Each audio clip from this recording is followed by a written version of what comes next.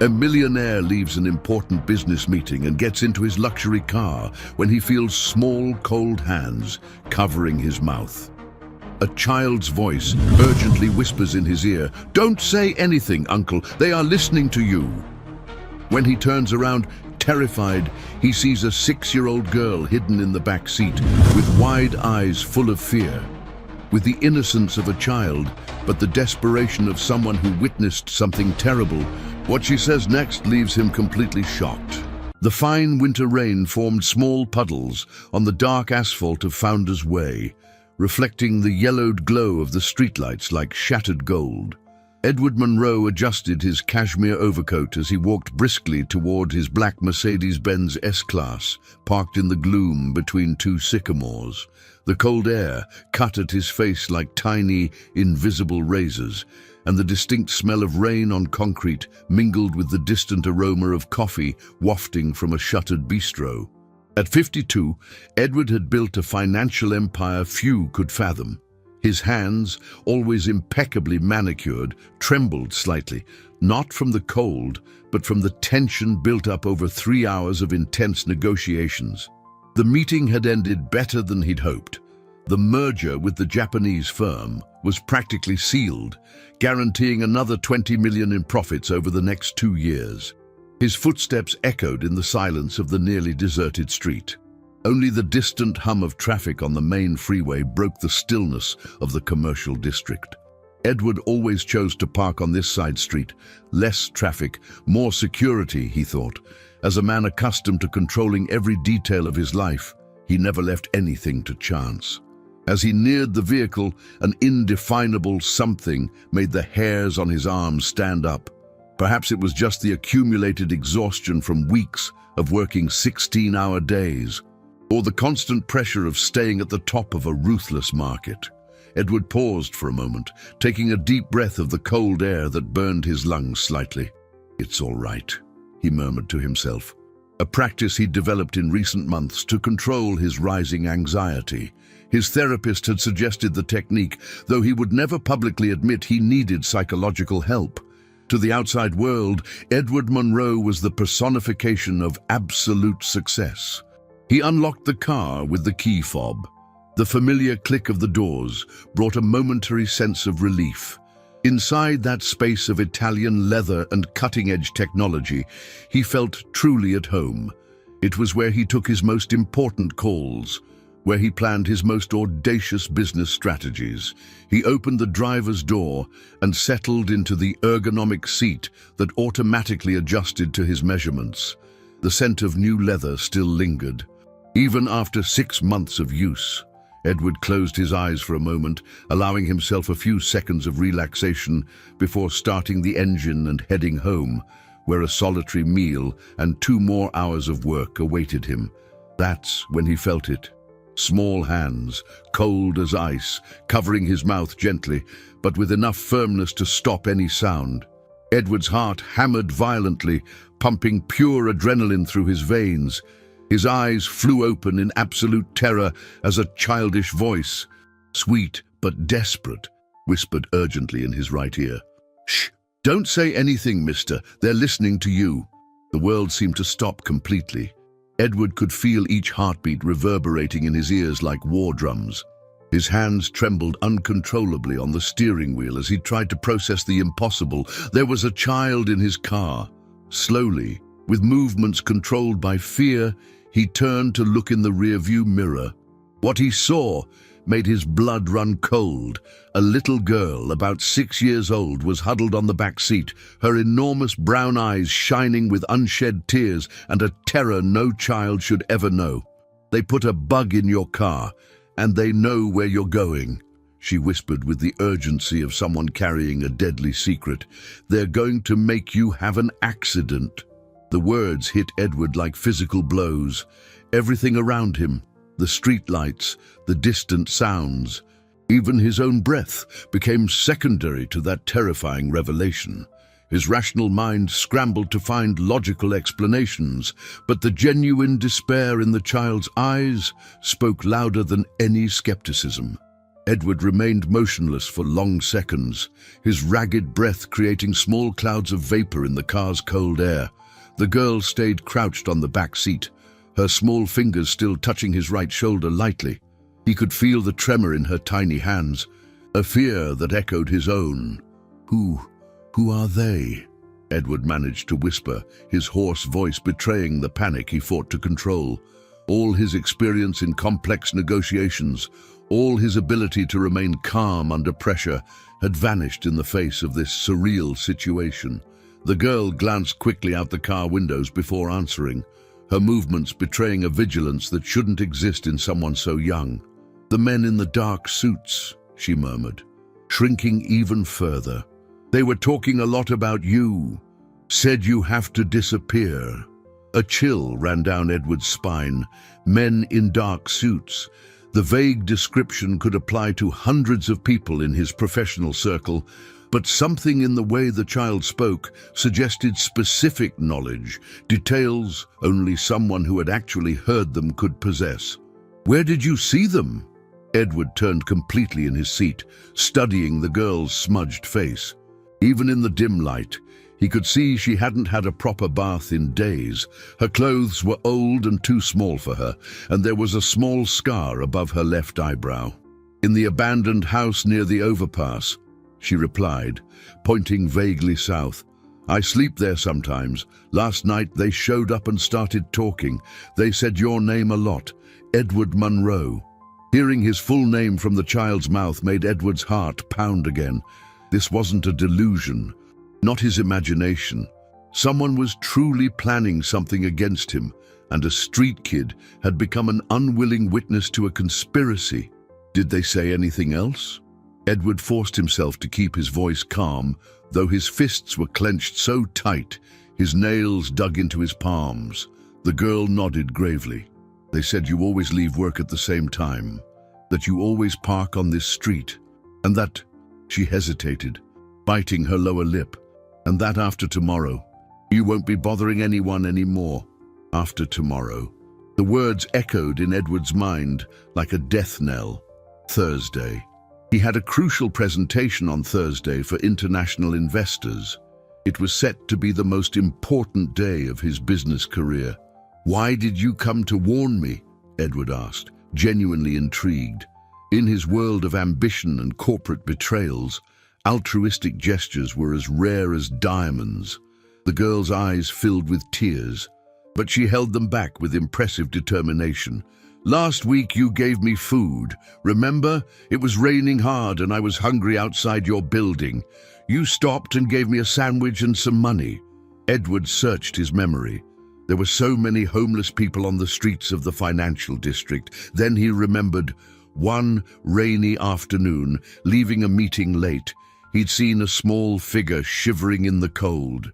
He'd given her $20 and a sandwich he'd bought for himself. It had been an automatic, almost unconscious gesture. "Nobody's ever been nice to me without wanting something back," she continued. "When I heard them say your name, I knew I had to warn you because you were nice." Edward felt something break inside him, a lifetime built on mistrust and cold calculation. And here was a child risking her own safety because of a simple act of kindness he barely even remembered. "Look," the girl whispered urgently, pointing discreetly through the windshield. "There, that's one of the men." Edward followed her gaze and felt his blood freeze. About 50 yards away, standing under the weak light of a street lamp, a tall man was watching the car directly. Even from a distance, it was clear he wore a dark suit and held his hands in his pockets in a way that suggested familiarity with dangerous situations. The man began to walk slowly toward the car, his steps deliberate and measured like a predator closing in on its prey. Edward felt every muscle in his body contract with tension. His hands shook as he fumbled for the keys in his jacket pocket, his fingers tangling in the expensive fabric that now felt like a trap.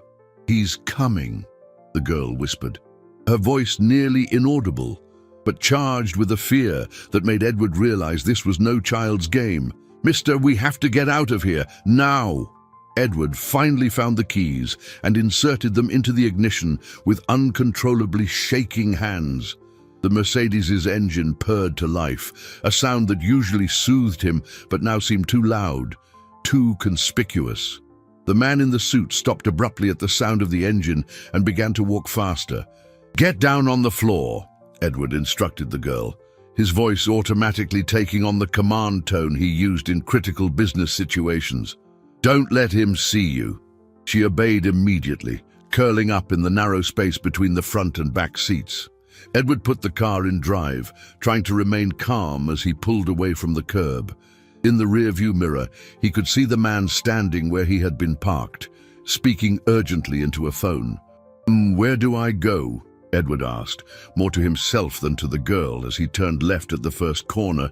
His mind, trained to solve complex problems, struggled to find a logical solution to a situation that defied all logic. "You can't go home," the girl said from the floor of the car, her voice muffled. "They know where you live. They said they know all the places you go." Edward felt a chill run down his spine. How could complete strangers know so much about his routine? He had always been discreet, cautious, never following overly predictable patterns, or so he had thought. He drove aimlessly through the downtown streets, constantly checking his mirrors. Occasionally, he'd see headlights that seemed to be following him, but they always disappeared after a few blocks. Maybe it was paranoia, or maybe it was real. At that moment, he couldn't tell the difference. "What's your name?" Edward asked, trying to distract her from the fear and to calm his own nerves with conversation. "Sophia," she answered shyly. "Sophia Marie, but everyone just calls me Sophia." "Sophia is a beautiful name," Edward commented, surprised by the tenderness he felt for the child. "Where are your parents, Sophia?" There was a long silence. Edward could only hear the soft hum of the engine and the distant noise of traffic. When Sophia finally spoke, her voice carried a profound sadness that broke his heart. "My mum's real sick in the hospital. She hasn't been able to work for a long time. The money ran out and we had to leave our apartment. Daddy left when I was a baby."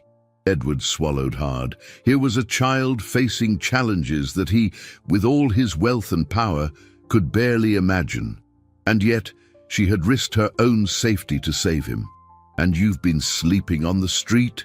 Edward asked, his voice softer than he intended.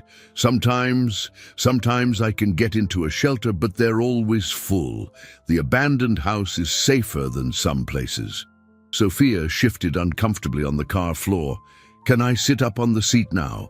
Edward glanced in the mirrors again. The street was relatively empty, just a few scattered cars driving normally.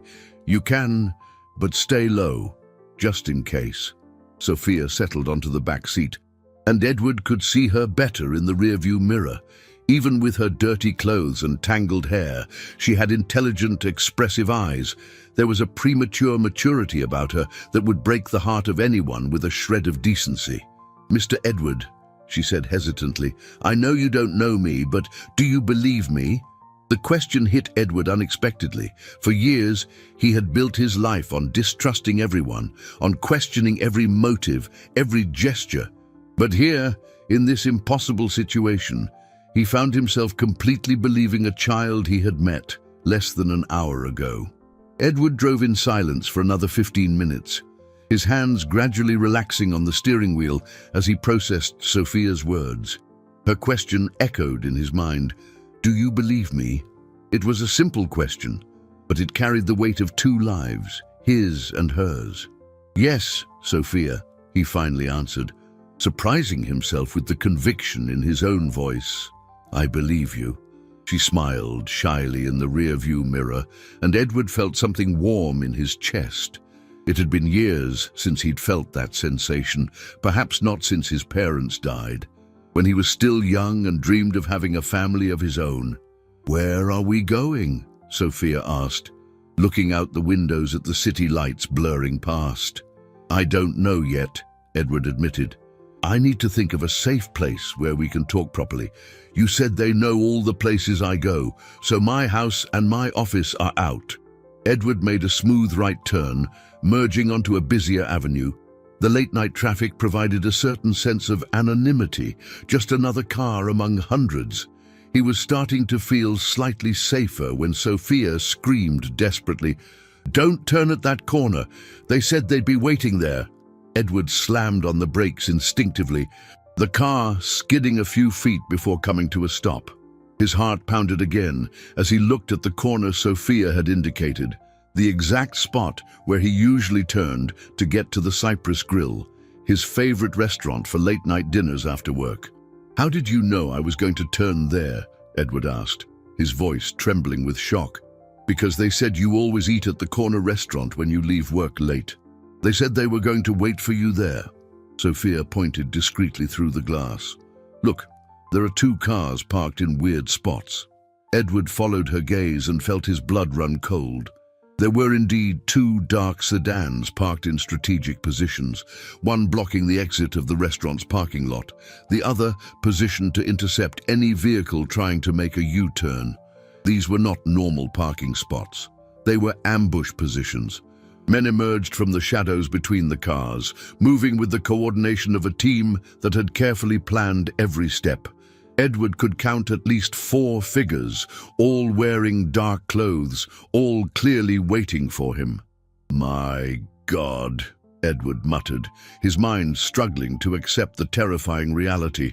They really were waiting for me.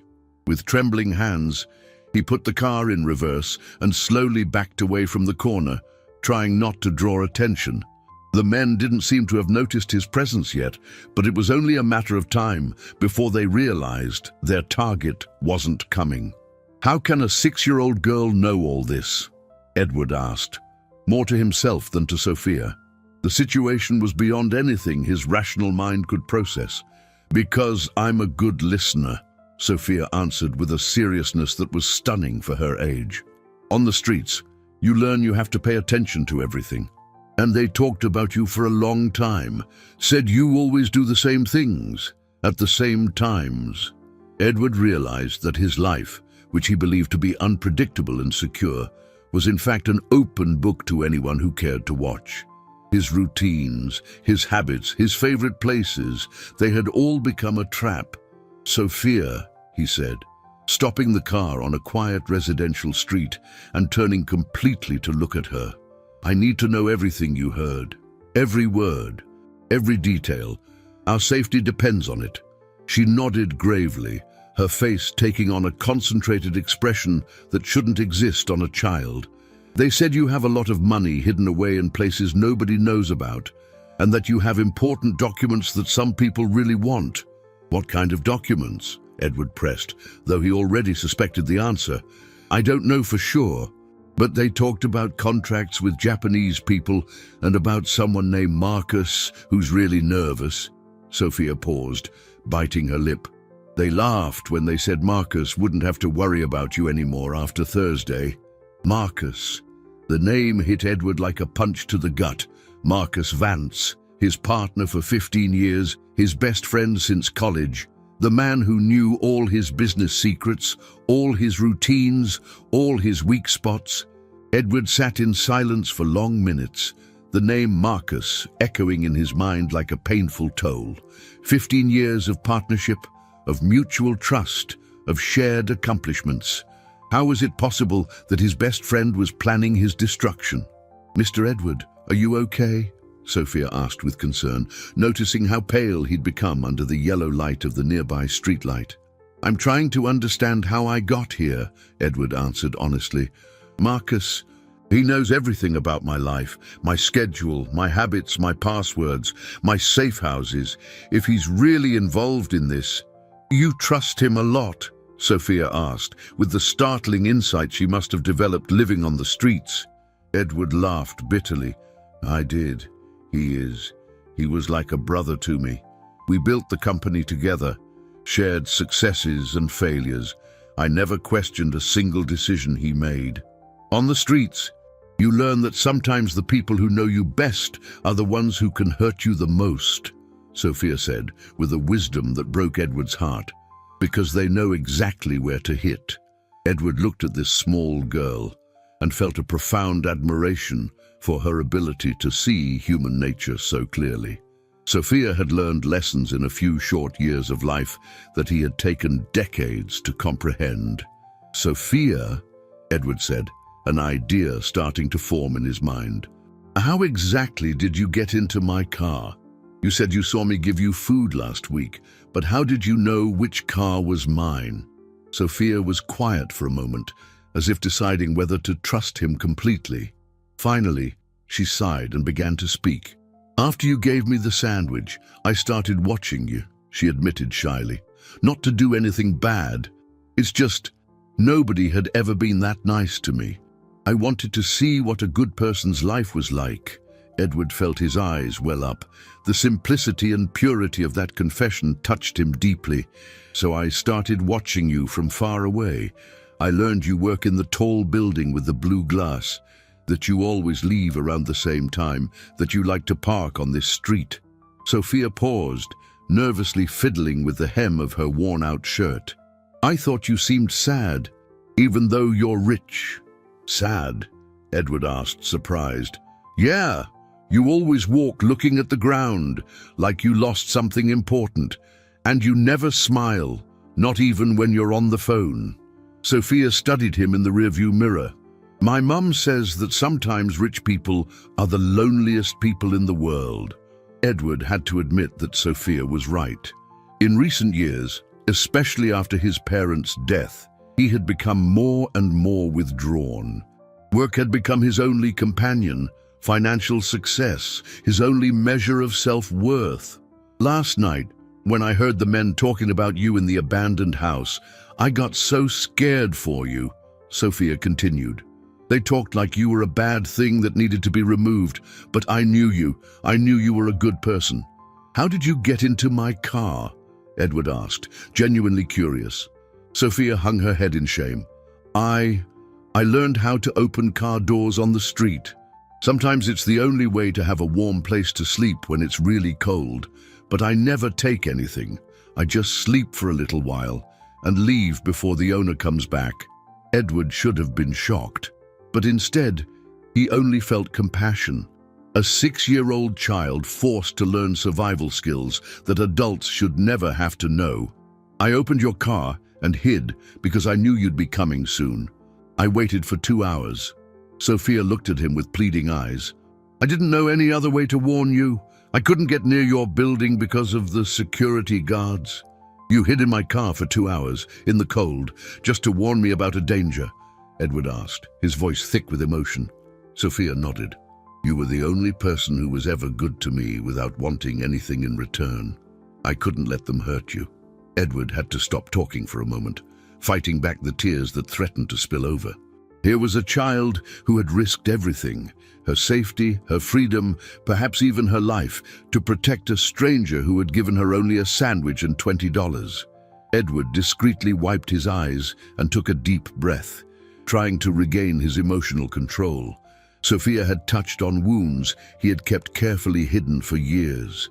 The loneliness, the mistrust, the constant feeling that he was surrounded by people only interested in his money. All of it was real, but he had never admitted it, not even to himself. "Sophia, we need to find a safe place where you can rest and I can think about what to do," Edward said, putting the car back in motion. "Are you hungry?" "I am," she admitted shyly. "I haven't eaten anything since yesterday morning." Edward felt a pang of guilt. While he was worrying about corporate mergers and multi-million-dollar profits, a child who had saved his life was starving just a few miles away. "We'll find a place to eat then," he decided, driving toward a part of the city he knew less well. If Sophia was right about Marcus knowing all his habits, he needed to avoid any place he frequented regularly. He found a small 24-hour diner on a busy avenue, the kind of common place where no one would pay special attention to a man in a suit accompanied by a child. He parked in a well-lit spot near the entrance. "I'll go in and get us some food to go," Edward explained. "It's better if we don't stay in one place for too long," Sophia nodded, showing she understood the need for caution. "Can I come with you? I promise to be quiet." Edward hesitated. Sophia's appearance, dirty clothes, unkempt hair, the smell of someone who hadn't showered in days would certainly draw attention, but the thought of leaving her alone in the car, even for a few minutes, made him anxious. Of course, he decided, but we'll say you're my niece, okay? It's easier to explain. They entered the diner together. Edward ordered burgers, fries, sodas, and a hot chocolate for Sophia. As they waited for the order, she leaned against him naturally, as if she really were his niece. The simple gesture awakened a protective instinct in Edward that he didn't know he possessed. "Mr. Edward," Sophia whispered while they waited. "What if they find out where we are?" "They won't," Edward replied, with more confidence than he actually felt. "This isn't a place I ever go to, and we're being careful." They returned to the car with the hot food. Edward drove until he found a well-lit parking lot of a gas station where they could eat without feeling exposed. Sophia devoured her burger with the desperate hunger of someone who had gone too long without a proper meal. "Is it good?" Edward asked, eating more slowly as he watched the genuine satisfaction on her face. "It's the best food I've ever had in my whole life," Sophia replied with her mouth full, her eyes shining with happiness. Edward smiled, the first genuine smile he had given in weeks. "Sophia, I need to ask you something important. Do you remember any other details of what those men said? Anything at all could be helpful." Sophia chewed thoughtfully before answering. "They talked about a meeting that's going to happen on Thursday. They said that after that meeting, you wouldn't be a problem for anyone anymore." "The meeting with the Japanese investors," Edward murmured, the pieces starting to fit together. "It's on Thursday at 2 p.m., the most important contract of my career. They also talked about a woman," Sophia added. "A woman who works with you and is helping them. They said she gets them all the information they need." Edward felt his stomach clench. A woman who worked with him and had access to confidential information. It could be several people: his personal assistant, the CFO, the company lawyer. The possibility that the betrayal was even more widespread than he had imagined made him nauseous. "Did you happen to hear this woman's name?" Edward asked, already dreading the answer. Sophia shook her head. "No. They just said the woman or her, but they seemed to really like her. They laughed when they said you trust her completely." Edward leaned his head back against the driver's seat, closing his eyes. His entire life was falling apart. Not just Marcus, but also a woman he trusted was conspiring against him. How had he been so blind? How had he not seen the signs? "Mr. Edward," Sophia said softly, touching his arm. "You're not alone now. I'll help you." He looked at this small girl, with her dirty but determined face, and felt a strange strength grow inside him. Sophia was right. He wasn't alone anymore. Edward decided he couldn't run forever. He needed answers, and there was only one place he could get them: his own home. If Marcus was truly behind the conspiracy, there would surely be evidence in his personal files, emails, or documents that could reveal the extent of the betrayal. "Sophia, I'm going to take you somewhere safe first," Edward said, finishing his meal. "Then I need to go home and get some important things." "No," Sophia protested immediately. "They said they know your house. It's dangerous." "That's why you're not coming with me," Edward explained patiently. "I'm going to drop you off at a hotel, a place where you can take a hot shower and sleep in a real bed." Sophia shook her head vigorously. "What if something happens to you? What if they're waiting there? I won't be able to warn you again." Edward was touched by her concern, but also determined. "Sophia, I have to do this. I can't live on the run without understanding what's happening." They drove to a modest but secure hotel in a part of the city Edward rarely frequented. He paid for a room in cash, checking in under a false name. Sophia took the longest shower of her life, while Edward bought her new clothes at a nearby 24-hour department store. When he returned to the room, he found Sophia sleeping soundly in the bed, wrapped in the hotel's fluffy bathrobe. She looked even smaller and more fragile when relaxed. away from the constant state of alert that life on the streets demanded. Edward sat in a nearby armchair, watching her sleep and feeling a paternal protectiveness he hadn't experienced in years. 2 hours later, he left Sophia sleeping with a note explaining where he had gone and drove to his mansion on the outskirts of the city. It was almost 3 in the morning when he arrived, and the property was completely dark and silent. Edward parked in the garage and entered through a back door, using only his phone's flashlight to guide him. Everything seemed normal, furniture in place, no sign of a break-in. Maybe Sophia had been wrong about his house being known to the conspirators. He went straight to his private office on the 2nd floor, where he kept his most confidential files. He powered on his computer and began searching for emails exchanged with Marcus over the past few weeks, looking for any hint of suspicious behavior. That's when he found it, a hidden folder on his own computer, a folder he had never created. Inside it, dozens of files with detailed information about his routine, his schedule, his personal habits, daily reports on his movements, long-lens photographs, even recordings of phone conversations. Edward's blood ran cold as he realized someone had turned his own home into a spy hub against him. Worse, the files were recently dated, indicating the surveillance had been going on for weeks. But the most shocking discovery came when he opened an audio file recorded just 2 days earlier. It was a conversation between Marcus and a female voice that Edward recognized immediately, Carla Mendez, his personal assistant for 8 years, the woman he trusted more than anyone else. "The plan is working perfectly, Boo," Carla's voice said. "Edward suspects nothing. On Thursday, during the meeting with the Japanese, we'll activate the final stage." "Are you sure he'll sign the documents?" Marcus asked. "Positive. I've prepared everything to look like a normal part of the contract. When he signs, we'll be transferring not just the company shares, but also access to all the offshore accounts. In 24 hours, Edward Monroe will officially be a broken, mentally unstable man." Edward had to lean on the desk to keep from falling. 8 years of trust, 8 years of sharing secrets, of allowing Carla access to practically everything in his life. She knew his passwords, his codes, his emotional weaknesses, and she was using it all to destroy him. "And after?" Marcus asked in the recording. "After, with the medical reports we've bought and the evidence we've planted, Edward will be committed to a private psychiatric facility, officially for a psychotic break and self-destructive tendencies. No one will believe a word he says." Edward felt nauseous.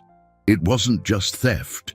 It was an elaborate plan to destroy his sanity, his reputation, his very existence.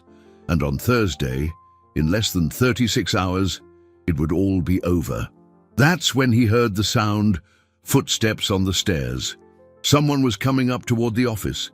Edward quickly shut down the computer and hid behind the curtain, his heart beating so loudly he was sure whoever it was could hear it. The door opened slowly, and through the gap in the curtain, he saw a familiar silhouette enter the room, Carla. She walked through the room with the familiarity of someone who knew every piece of furniture, every drawer. Edward watched in horror as she checked for signs that someone had been there, examining the computer, the papers on his desk. "I know you're here, Edward," she said calmly, without even looking toward the curtain. "Your car is in the garage." Edward remained motionless behind the curtain, every muscle tensed like a cord about to snap. Carla continued to walk around the room with calculated movements, her footsteps muffled by the Persian rug he had chosen himself years ago when he still believed this house would be a safe haven. 8 years working by your side," Carla continued, her voice carrying a conversational tone that made everything even more terrifying. 8 years pretending to admire your intelligence, your dedication, your leadership. Do you have any idea how difficult that was?" Edward closed his eyes, trying to control his breathing. Every word was like a stab to wounds he didn't even know he had. "You know what irritated me the most? Carla stopped in front of the desk where Edward kept a photo of his parents. It was how you always thought you were so smart, so careful. Carla, double-check this document. Carla, you confirm that information, as if I were incapable of having plans of my own. Edward heard the sound of shattering glass. She had knocked over the photo. The picture of his parents, who had died 5 years ago in a car crash, now lay destroyed on the floor. Rage began to mix with fear in his chest.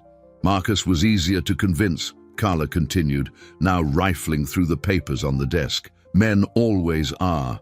I just had to show him how much money we were leaving on the table by settling for salaries when we could have it all. He has gambling debts you can't even imagine, Edward. Your blind trust was always your greatest weakness. Edward felt he couldn't stay hidden much longer. Carla was getting closer to the curtain, and he could hear her breathing getting nearer. Why, Carla? Edward finally stepped out from behind the curtain, deciding to face the situation head-on. Why, after all these years? Carla didn't seem surprised to see him. On the contrary, she smiled with a coldness Edward had never seen before. Because you never saw me as a person, Edward. To you, I was always just an extension of your calendar, someone to organize your life while you took all the credit. I always treated you with respect, Edward protested, struggling to keep his voice calm. I paid you well, gave you important responsibilities. Responsibilities. Carla laughed bitterly. You gave me the responsibility of cleaning up your messes, of lying to your mistresses when you got tired of them, of making excuses to your family when you were too busy to visit them before they died. The mention of his parents hit Edward like a punch to the gut. It was true. He had asked Carla to cancel countless family lunches and dinners because he was busy with business. Business that he now realized was less important than he had imagined. But that doesn't justify what you're doing, Edward said, trying to regain some control of the situation. Stealing the company, having me committed. Committed? Carla feigned surprise. Oh, Edward, you still don't understand the full scope of the plan, do you? The commitment is just the beginning. Edward felt a shiver run down his spine. What do you mean? Marcus and I don't just want your company and your money, Carla explained with terrifying calmness. We want your complete and utter destruction, physical, mental, emotional. You will spend the rest of your life in a psychiatric facility, medicated until you can't remember your own name. You're insane, Edward whispered, finally grasping the magnitude of the betrayal. Insane, Carla laughed again. I'm being practical. Men like you, Edward, don't learn their lesson with half measures. You always find a way to bounce back, to get back on top. The only way to ensure you'll never bother anyone again is to destroy you completely. Edward tried to move toward the door, but Carla blocked his path. Not so fast. We still have to talk about your little friend. Edward's blood ran cold. What little friend? The street kid you've been driving around tonight. Did you think we didn't know? Carla smiled maliciously. We've had people watching you for weeks, Edward. We saw you at the diner, at the hotel. A very brave little girl, by the way. Sophia has nothing to do with this, Edward said, his voice laced with desperation and fury. She does now. She heard things she shouldn't have, and you, for some incomprehensible reason, decided to believe a homeless child instead of the people who have worked with you for years. Carla took her phone out of her pocket. But don't worry, we've already sent someone to pick her up. Edward felt as if the floor had vanished from under his feet. Sophia was in danger because of him, because of his own naivety in thinking he could protect her by leaving her alone at the hotel. Edward couldn't think straight. The image of Sophia being captured by unknown men clouded his mind, awakening a desperation he had never experienced. That brave girl had risked everything to save him, and now she was in mortal danger because of his foolishness. Where is she?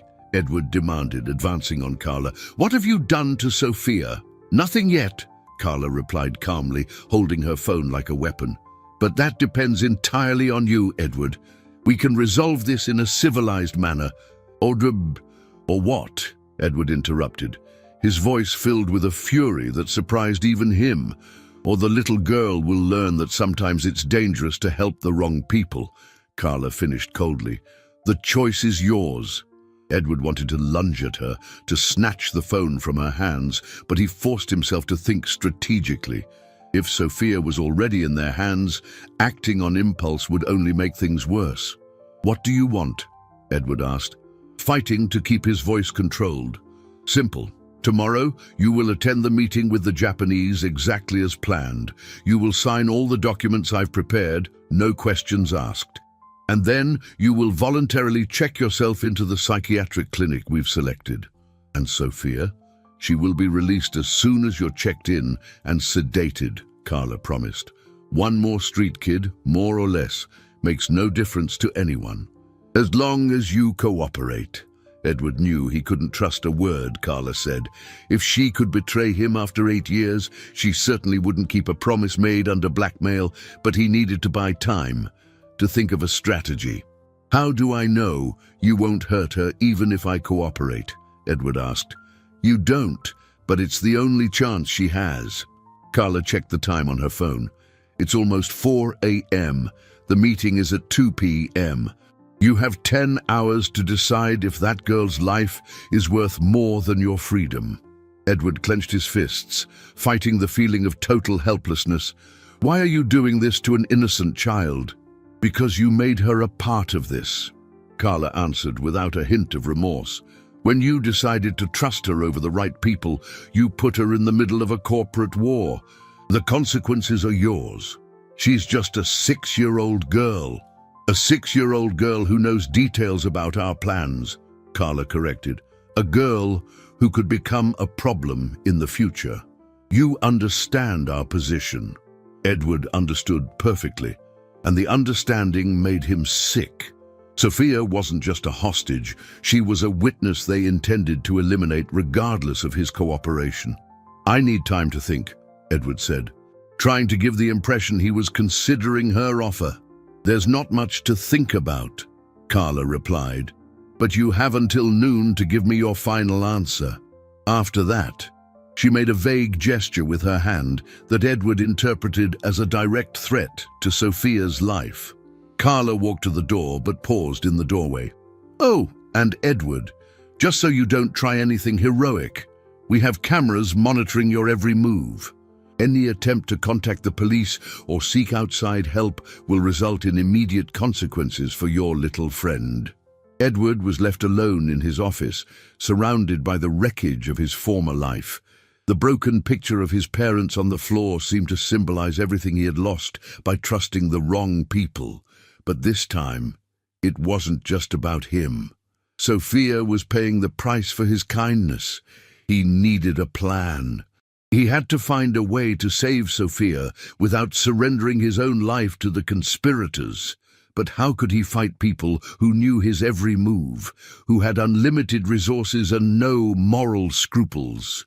Edward looked out the office window, watching the sky begin to lighten.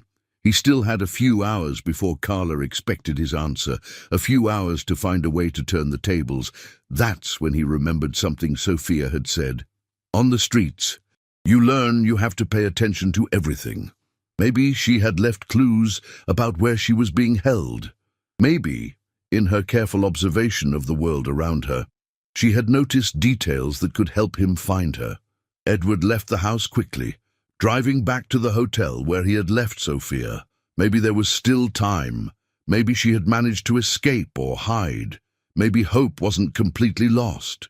Edward arrived at the hotel with his heart pounding, and parking haphazardly in a spot near the entrance. He ran through the hallways, taking the stairs 2 at a time until he reached the room where he had left Sophia.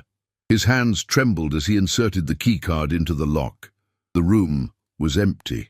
The unmade bed still held the small impression of Sophia's body, and her old clothes were discarded in the bathroom, along with damp towels. But she was gone. On the nightstand, Edward found the note he had left explaining where he was going, but there was another message written in a child's handwriting on the back. "Mr. Edward, men came for me. I heard them talking.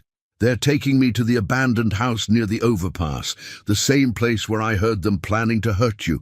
Be careful. They said you'll try to save me, and they'll be waiting. I'm not scared. You taught me that good people always find a way. I love you like you're my real dad, Sophia." Edward had to sit on the bed to keep from collapsing. Even while being kidnapped, Sophia had found a way to leave information that could save them. That extraordinary girl, even in mortal danger, was thinking of protecting him. But the message also confirmed his worst fears. It was a trap. Carla and Marcus knew he would try to rescue Sophia, and they would be prepared to capture him as well. The abandoned house would be surrounded, watched, a death trap from which it would be impossible to escape. Edward studied the note again, looking for additional clues. Sophia was smart. Perhaps she had left more subtle information. That's when he noticed something strange about how she had written "overpass." There was a small mark before the word, almost imperceptible. Looking closer, he realized it wasn't just a mark. It was a tiny number written in pencil. 3. Sophia had discreetly marked the number 3 before the word "overpass." Edward knew the area where Sophia said she'd overheard the conspirators well. There were 3 main overpasses in that part of the city. Sophia was indicating which one, even knowing it would be dangerous information if it fell into the wrong hands. He pocketed the note and hurried down to his car. He didn't have an elaborate plan, but he knew he couldn't abandon Sophia. She had risked everything for him. Now it was his turn to do the same for her. On the way to overpass number 3, Edward tried to think strategically. He couldn't just show up at the abandoned house. He'd be captured immediately. He needed a different approach, something Carla and Marcus wouldn't expect. That's when he remembered Sophia's words. On the streets, you learn you have to pay attention to everything. Maybe the answer wasn't to attack directly, but to observe first, to learn the kidnappers' patterns, to find a weakness. Edward parked several blocks away from the overpass area and continued on foot. The neighborhood was run down, full of abandoned buildings and vacant lots, perfect for activities that needed to go unnoticed. He found the abandoned house without difficulty. It was an old 2-story house with boarded-up windows and an overgrown yard. 2 cars were parked out front, and Edward could see silhouettes moving behind the makeshift curtains. He decided to circle the building, looking for other ways in. Around back, he found a basement window that was only propped shut. Through it, he could hear muffled voices coming from somewhere on the floor above. Edward waited until he was sure no one was watching the back of the house, then carefully forced the window and slipped into the dark basement. The smell of mold and dampness was suffocating, but he moved silently between old boxes and broken furniture toward the stairs. From the floor above, he could hear conversations more clearly. He recognized Marcus's voice, arguing with other men about timelines and checkpoints. But he didn't hear Sophia. Edward climbed the old stairs, avoiding the steps that looked most worn and likely to creak. He reached a half-open door that led to the house's kitchen. Through the crack, he could see part of the main living room. Marcus was sitting in an old chair, talking on the phone. No, she hasn't said anything yet, but it's a matter of time. Kids always talk when they get scared enough. Edward felt rage boil in his veins. Where was Sophia? What were they doing to her? That's when he heard a sound that made his heart stop. A low, muffled cry coming from somewhere upstairs. It was Sophia. She was alive, but obviously in distress. Edward knew he had only one chance. If he was discovered, both he and Sophia would be lost. But he couldn't just stand there listening while an innocent child suffered because of his corporate war. Edward forced himself to stay calm as he analyzed the situation. He had to get to Sophia without alerting the kidnappers, but the house was old, and every movement could make a sound that would give him away. The muffled crying continued from the upper floor, each of Sophia's sobs piercing his heart like a blade. He waited for Marcus to finish his call and leave the room before he moved. He crossed the kitchen silently, avoiding the pieces of wood and glass scattered on the floor. The staircase to the second floor was in the main hall, but he would have to pass the living room, where at least two men were talking in low voices. Edward took a deep breath and started up the stairs, step by step, testing each tread before putting his full weight on it. The old wood groaned softly, but the sounds from the living room masked the minor noises. On the second floor, there were 3 doors. The crying was coming from the last door on the right.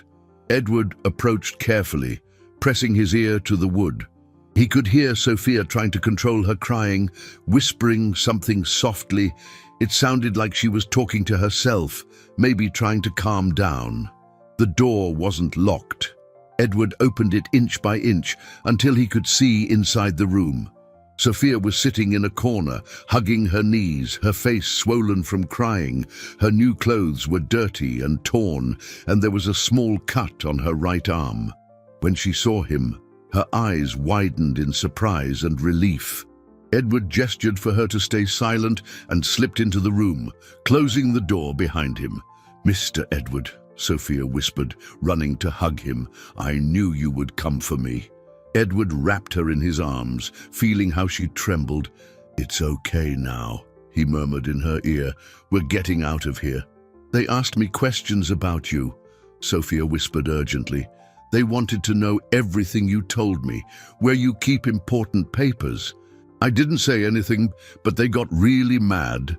Edward examined the cut on her arm, feeling rage boil in his veins. "Did they hurt you?" "It was just a little cut when I tried to run away," Sophia explained, trying to downplay it. "But Mr. Edward, I found out something really important." "What?" "They don't know I heard the lady with the yellow hair," Sophia whispered quickly. "She came here an hour ago and said things they don't think I understood." Edward crouched down to Sophia's level. "What things?"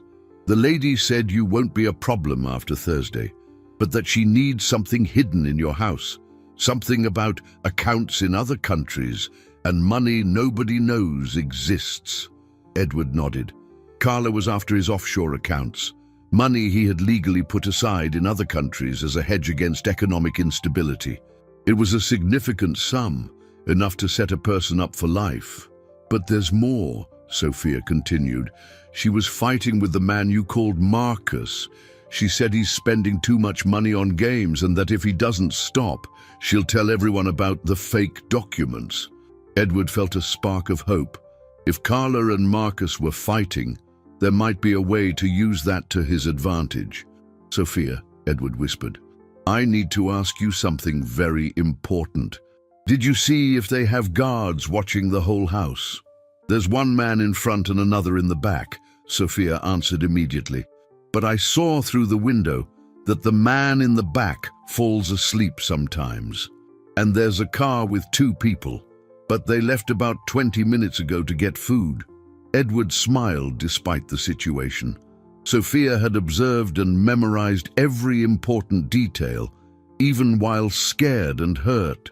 "Papa, Edward," Sophia said, touching his face with her small, dirty hands. "They said they'll hurt me if you don't do what they want, but I don't want you to give up because of me." "Sophia, look at me," Edward said firmly. "I will never abandon you, ever. You risked your life to save me, and now it's my turn to protect you. But what if we can't get away?" Edward looked into the determined eyes of that brave little girl and felt a strength he didn't know he possessed. "We will. Because we're a family now, and families take care of each other." Sophia smiled through her tears. "A real family. The realest one there is," Edward promised, sealing a pact that would change their lives forever. But first, they needed to get out of there alive. Edward and Sophia prepared for the most important escape of their lives. They had a small window of opportunity. The back guard was dozing, the men had gone for food, and Marcus was downstairs, unaware that Edward was in the house. "Remember what we agreed on?" Edward whispered as he checked that the hallway was clear. "You go first, very slowly. If I do this," he demonstrated a gesture with his hand, "you stop and stay completely still." Sophia nodded, showing a courage that impressed Edward more with each passing moment. They left the room and began to descend the stairs, each step calculated and silent. Edward could hear Marcus on the phone in the main room, his irritated voice discussing deadlines and wire transfers. They reached the ground floor without incident. Edward pointed Sophia toward the kitchen, and from there they could reach the basement window he'd entered through. They had almost made it when they heard the sound of cars pulling up outside. "Damn it," Edward muttered, recognizing their 20-minute advantage was over. The men were back with the food. Sophia pulled on his sleeve, pointing to a large cabinet in the kitchen. "In there, Papa," she whispered desperately. They squeezed into the old pantry, closing the door just as they heard male voices entering the house. Edward held Sophia against his chest, feeling her heart beating rapidly against his own. "Where's the girl?" a gruff voice asked. "In the room where we left her," Marcus answered. "Why?" "Because the security lead said he saw some strange movement around the back of the house a few minutes ago." Edward felt Sophia tremble in his arms. They had been discovered, or at least suspected. It was a matter of minutes before they checked the room and found Sophia gone. "Go check," Marcus ordered, "and check all the windows. Maybe some homeless person tried to get in." Heavy footsteps ascended the stairs. Edward knew they had seconds before the empty room was discovered. He had to make a quick decision, try to escape or create a distraction. "Sophia," he whispered in her ear, "when I leave this pantry, you run for the basement window and don't look back. Understand?" "What about you?" she asked, terror in her voice. "I'll find you, I promise." Before Sophia could protest, Edward heard the shout from upstairs. "The girl's gone. She's not here." Immediately, the whole house went on alert. Footsteps ran in every direction, voices shouted orders, doors slammed violently. Edward pushed Sophia toward the basement. "Go, now." She hesitated for a second, then ran in the direction he'd pointed. Edward headed for the main living room, deciding to face the situation head-on. If he was going to be captured anyway, he would at least ensure Sophia had a chance to escape. "Marcus!" Edward shouted, entering the room with his hands raised. "I'm here, stop looking." Marcus spun around, surprised and furious. "Edward, how did you—" "I came for Sophia," Edward said calmly. "And now I want to make a deal." "What kind of deal?" Marcus asked, as the other men surrounded Edward with guns drawn. "I'll turn myself in voluntarily. I'll sign any documents you want, transfer all the money, agree to be committed. But Sophia walks free." Marcus laughed cynically. "You're in no position to make deals, Edward. We have you and we'll find the girl in a matter of minutes." "You won't find her," Edward bluffed. "I sent her somewhere you'll never think to look. And she has instructions to go straight to the police if I don't show up in 2 hours. Marcus's expression changed. "You're lying." "Want to bet everyone's freedom on it?" Edward challenged. "Sophia knows everything. Names, dates, locations. She's smarter than you think." Just then, Carla entered the room, her hair disheveled and her expression furious. "What is going on here?" "Edward showed up and helped the girl escape," Marcus explained quickly. Carla looked at Edward with pure hatred. "You have no idea what you've just done." "I did what I had to do," Edward replied. "I protected an innocent child." "Innocent?" Carla laughed bitterly. "That girl just signed her own death warrant, Edward. And yours too." It was then that they all heard a sound that made Edward's blood run cold. Sophia screaming for help from outside the house. "Looks like we found your little friend," Carla said with evil satisfaction. "And now you'll both pay for all the complications you've caused." Edward was forced outside by the armed men, where he found Sophia being held by 2 thugs. She had made it almost to the street, but had been caught before she could get away completely. Her eyes met Edward's, and he saw in them not fear, but determination. "Papa, Edward!" Sophia yelled. "I did it! I did it!" Edward didn't understand what she meant at first, but Carla and Marcus seemed equally confused by the girl's triumphant exclamation. Did what, you little pest? Marcus demanded, shaking Sophia by the shoulders. I managed to call the police before you caught me. Sophia answered with a smile that didn't fit the situation. And that's not all. Edward felt a surge of hope mixed with terror. If Sophia had really contacted the police, it could save them, but it could also enrage the kidnappers even more. You're lying, Carla said, but her voice carried an uncertainty that hadn't been there before. I'm not, Sophia replied with impressive conviction. And there's something else you don't know. I recorded everything. Recorded what? Edward asked, genuinely surprised. Sophia pulled a small device from her pocket that Edward recognized immediately. It was one of the digital recorders he kept in his office for important meetings. She must have grabbed it when they were at his house. I recorded the conversation between the lady with the yellow hair and Marcus when they thought I was asleep, Sophia explained. They talked about fake documents, about how they're going to make Papa Edward look crazy, about the money hidden in other countries. Carla turned visibly pale. That's impossible. You're just a child. I'm a child who knows how to hide and listen, Sophia corrected.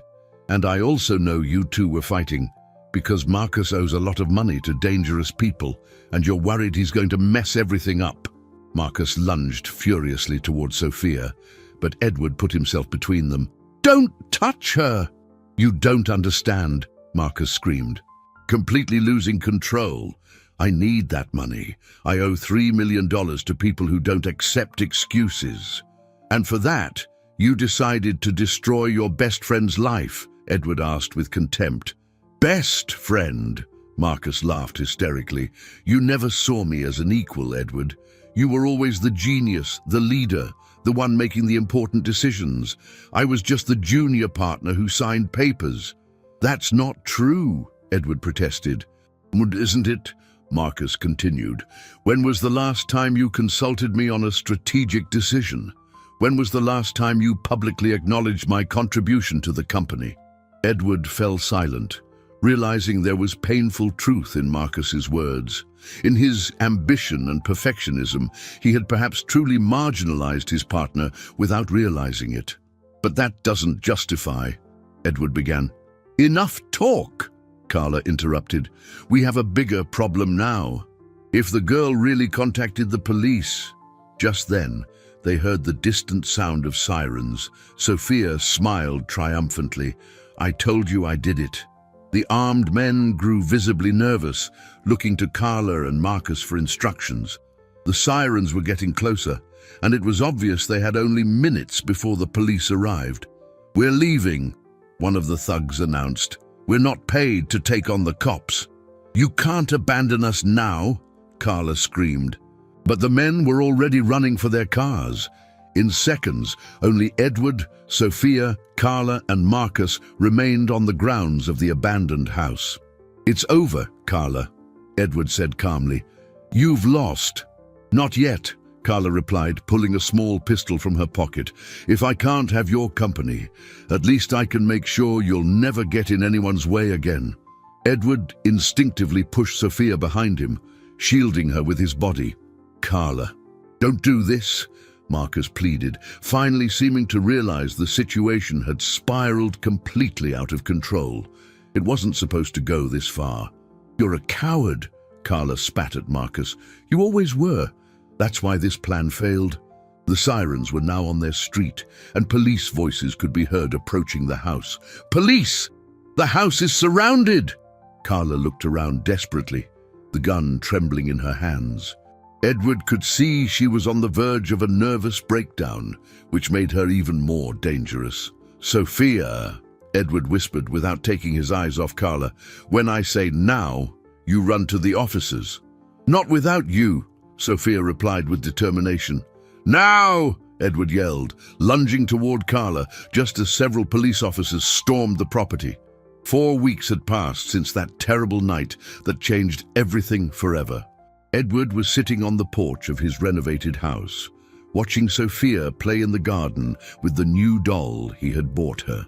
The afternoon sun created golden highlights in her clean, well-kept hair, and her crystal-clear laughter echoed through the space that now truly felt like a home.